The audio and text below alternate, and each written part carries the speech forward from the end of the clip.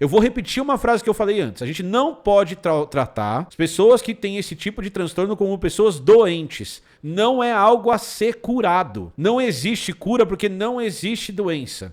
No seu corpo, no seu que tá vendo essa live, tem mais células que não são suas do que tem células suas. Só para você ter uma ideia, existe uma estimativa, porque isso varia de pessoa para pessoa, que num organismo humano adulto a gente vai ter mais ou menos 10 trilhões de células. 10 trilhões de células suas, clonezinhos, que tem praticamente o mesmo DNA espalhado pelo corpo inteiro. E cada uma dessas células vai ter uma função diferente no seu organismo. Dito isso, tem alguns trabalhos que a gente tem 10 vezes mais células de outros organismos. Ou seja, que a gente tem 10 trilhões de células nossas e 100 trilhões de células de micro-organismos. Você tem mais DNA de outros organismos no seu corpo do que DNA das suas próprias células. Então, dizer que essa interação é uma interação que não tem grandes efeitos no seu corpo não faz sentido nenhum. Então, o que a gente vai falar hoje é de uma parte desses micro-organismos. O que a gente vai explicar hoje é qual que é o efeito dos micro-organismos que ficam no seu trato digestório, principalmente no seu intestino, e como esses micro-organismos influenciam no funcionamento geral do seu corpo. Eu sou Emílio Garcia, você está no Blabologia, e tem assuntos que a gente adora. A gente adora falar um pouquinho de política, de sociedade, de ciência, e um assunto que a gente ama e sempre falou aqui e sempre vai falar é de cocô. Então a live de hoje é uma live sobre cocô. Vamos lá. Vamos falar de micro-organismos antes. Que eu já vou dar mais um exemplo, que acho que é um exemplo muito importante. E o outro que eu tenho para falar, deixa eu colocar aqui na tela, é esse aqui que relaciona os micro-organismos a autismo. Mas espera, eu vou ser dramático aqui, que eu quero que o Matheus use isso no corte, mas espera. Existe uma relação entre micro-organismo e autismo, mas não é o que você imagina. Micro-organismos não causam autismo. Eu vou repetir, micro-organismos não causam TEA. O transtorno do espectro autista não é causado por micro-organismo.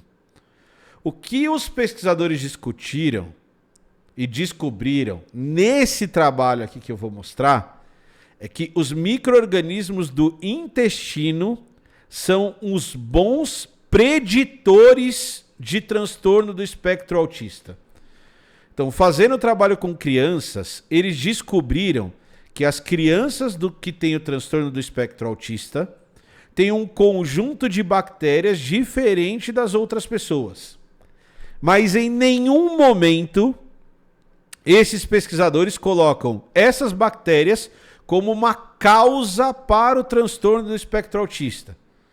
Pessoas que estão no transtorno do espectro autista não são pessoas doentes. Elas interagem com o mundo de uma maneira diferente, porque o cérebro dela entende o mundo de uma maneira diferente. E isso é o porquê que uma criança está no espectro, e principalmente porquê que tem variação dentro do espectro, é algo que a gente não consegue entender direito, mas isso não é causado por bactérias. Mas olha que legal. Uma coisa que a gente já sabe em relação ao transtorno do espectro autista é que existem algumas ferramentas de psicologia, de neurologia, de comportamento que a gente pode usar para que a pessoa que está no espectro sofra menos para se encaixar no modelo de sociedade que a gente tem. Porque a gente tem uma sociedade padronizada e qualquer pessoa neurodivergente sofre um pouquinho nessa sociedade. E o que a gente sabe em relação ao espectro autista é que quanto antes você perceber e começar essas intervenções, mais fácil fica para você ter um resultado positivo dessas intervenções para diminuir o sofrimento da pessoa que está no espectro autista. Então, o objetivo desse trabalho é você antecipar o diagnóstico. Porque fazer o diagnóstico em crianças no espectro autista muito pequenininhas é muito difícil. Principalmente para alguns tipos de crianças nesse espectro. Então, o que os pesquisadores estão muito empolgados com isso é que isso seria um preditor se a criança vai estar no espectro ou não. Eu consigo ter uma indicação. Olha, as bactérias são desse tipo, então talvez essa criança esteja no espectro. Então é melhor eu começar a prestar atenção nisso para começar a ajudar essa criança o quanto antes. Eu vou repetir uma frase que eu falei antes. A gente não pode tratar as pessoas que têm esse tipo de transtorno como pessoas doentes. Não é algo a ser curado.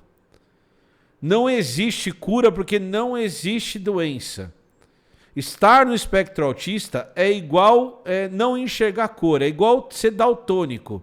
O seu cérebro entende o mundo diferente de uma maneira da média.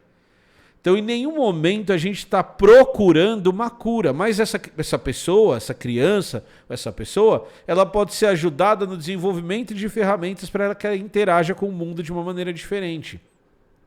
Então, outro dia eu vi uma coisa bem legal. Eu vi um pai que tinha um filho que estava no espectro, transtorno do espectro autista não verbal.